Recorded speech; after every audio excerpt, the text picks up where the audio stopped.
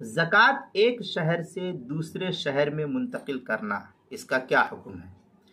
چنانچہ اس سلسلے میں بہتر یہ ہے کہ ہر شہر والے اپنی زکوٰۃ اپنے شہر کے فقراء مستحقین پر صرف کرے تو یہ بہتر ہے۔ لیکن اگر دوسری جگہ کے لوگ یہاں سے زیادہ مستحق ہوں تو دوسری جگہ زکوٰۃ کی رقم بھیجنے میں بھی کوئی حرج نہیں ہے اس سلسلے میں۔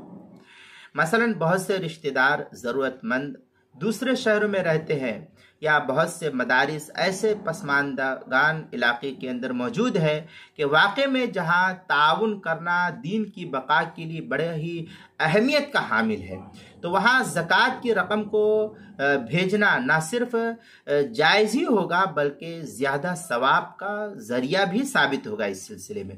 چنانچہ اس سلسلے میں فقہا کی عبارات کو دیکھنے سے یہ بات بالکل واضح طور پر نظر کے سامنے آتی ہے۔ ہدایہ وغیرہ کی عبارت ہے وَيَكْرَهُ نَقْلُ الزَّكَاةِ مِن بَلَدٍ إِلَى بَلَدٍ، پھر آگے ہے إِلَّا أَن يَنْقُلَهَا الْإِنسَانُ إِلَى قَرَابَتِهِ أَوْ إِلَى قَوْمٍ هُمْ أَحْوَجُ مِنْ أَهْلِ بَلَدِهِ۔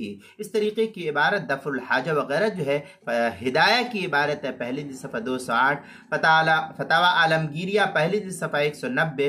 اسی کے ہم مثل عبارت جو ہے محیط برہانیہ کی دوسری جلد صفحہ 440 پر بھی نقل کیا گیا، مجمع الانہور پہلی جلد صفحہ 226۔